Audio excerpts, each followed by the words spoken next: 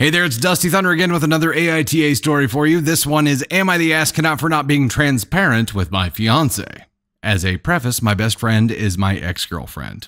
Shit, we'll start those red flags off early. We were together for 6 years and broke up with no ill will towards each other. We were both 31 years old. Spending so much time together, we maintained a friendship and are very close, talking most days and sharing interests, comics and anime. We broke up 3 years ago. Since then, we have both dated other people. Currently, I am engaged. My fiancé, 40 female, is currently pregnant with our first child. My fiancé knows about my ex and our friendship. Although they have never met, they know about each other. My fiancé has showed a nervousness to my being friends with an ex, and I have tried to be as open and honest as possible. A few days ago, I went and visited my friend. I was off work and my fiancé had work.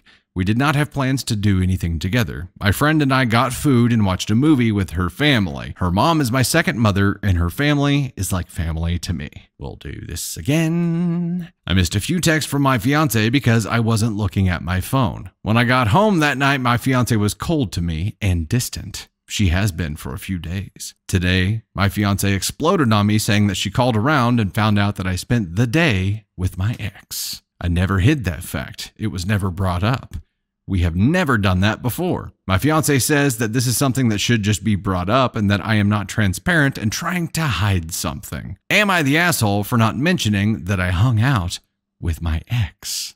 Candy Thunder left us a note here that says, OP says in the comments that these plans were made a week in advance and he still didn't mention them. Oh no! Okay, the fact that they haven't met is sketchy. The fact that OP says that his fiance shows a nervousness and that doesn't bother him at all, doesn't change anything, it didn't change communication, it didn't change jack shit, that's a red flag. And here's the big deal. Like, I understand people can be friends after being involved in a romantic relationship. They're adults, they can do this thing.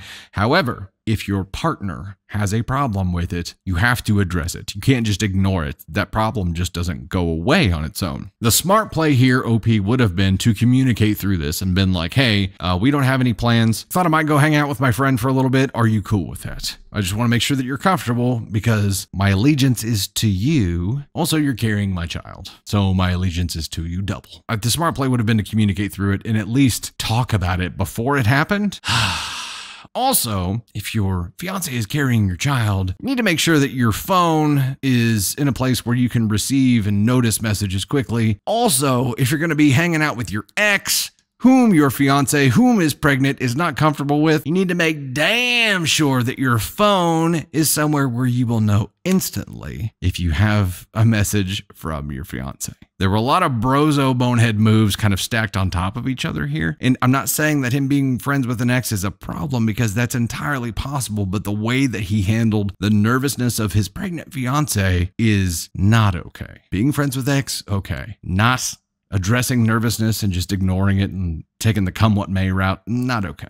The night that he got home after all this shit went down, whenever he was hanging out with his ex, he said she was cold and distant. He didn't do the, hey, have I done something to offend you? Like, what? Let's talk about this. He was just like, oh, okay, she's pissed. All right, I'm going to maintain my distance here and try not to make it any worse by opening my mouth. And sometimes that's the play. This was not the play, though, because she still didn't know that he had been hanging out with the ex that day. So she had messaged him when he finally got around to answering back, which I assume was on his way home or when he got home or whenever. He didn't address what he was doing or where he was, so he was concealing the truth here. And here, of course, we're getting his side of the story here, that he wasn't transparent with his fiance. There's the difference between not being transparent and concealing the truth. And this feels more like concealing the truth than not being transparent. And in that case, how big of an asshole are you, boy? My friend and I got food and watched a movie with her family.